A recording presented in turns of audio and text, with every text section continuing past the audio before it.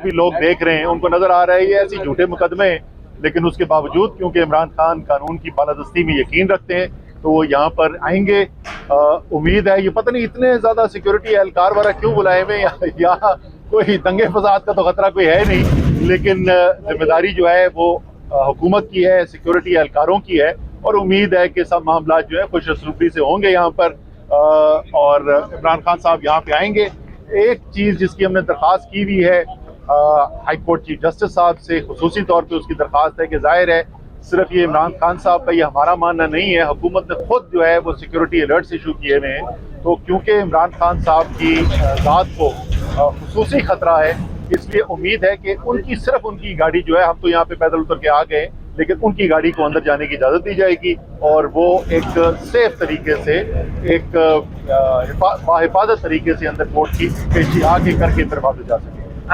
साहब ये क्या कहेंगे, मुकदमात पे मुकदमात बनाए जा रहे हैं और जमानतें करा के मेरा ख्याल है आप भी थक गए हैं। अगर कहीं कल को गिरफ्तार किया जाता है, जैसे कि इंटेंशंस राना सनाउल्लाह के इंटरव्यू से भी जाहिर हो रही है कि वो करना चाह रहे हैं, इस सूरत में पीटीआई क्या करेगी? देखिए, मुकदमे जो हैं वो तो सिर्फ मुकदमों की तादाद ही देख लें तो आपको पता चल जाएगा कि झूठे मुकदमे बनाए जा रहे हैं। हम तो पिछली दफा दहशतगर्दी की अदालत में पेश हुए थे तो जज साहब भी कह रहे थे कि वो भी परेशान हो गए कि हर दूसरे दिन कुछ 4 और मुकदमे लेकर आ जाते हैं। तो ये तो बिल्कुल, इसमें कोई शक नहीं कि ये जानबूझ के किया जा रहा है, उलझाने के लिए, खतरात पैदा करने के लिए। लेकिन क्योंकि तहरीक इंसाफ और इमरान खान हमेशा कानून की बालादस्ती में यकीन रखने वाले लोग हैं, इसलिए जब अदालत का हुक्म होता है तो पेश भी होते हैं इमरान खान साहब। आज भी यहाँ पर पेश हो जाएंगे।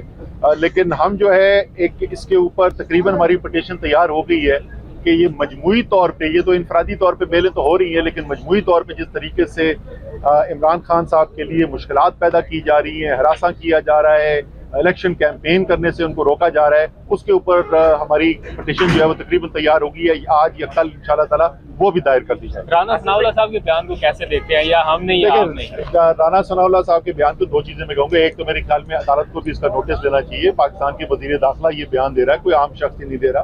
दूसरा, मैं राना सनाउल्लाह से भी बोलूंगा कि पता नहीं उनको इतनी परेशानी क्यों होगी। राना साहब, आपके वजूद को खत्म करने का हमारा कोई इरादा नहीं है। 3.5 साल हुकूमत करके गए, वजूद खत्म करना होता तो उस वक्त किया होता, और ना इंशाल्लाह ताला किसी और का वजूद खत्म होने वाला है। सब पाकिस्तानी जो हैं वो अपनी अपनी नजरिए के मुताबिक, अपने ईमान और जज्बे के मुताबिक जो है वो पाकिस्तान की खिदमत करने के लिए काम करते रहेंगे। आप इतने ज्यादा परेशान हो, पता नहीं किसने आपको डराया कि आपका कोई वजूद खत्म करने वाला है। मेरे ऊपर 17 FIR कटी हुई थी बगैर एक किसी सोटी चले हुए, ठीक है ना।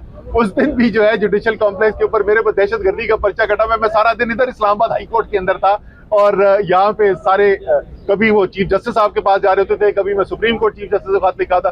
तो ये इन पर्चों का हकीकत से कोई ताल्लुक नहीं।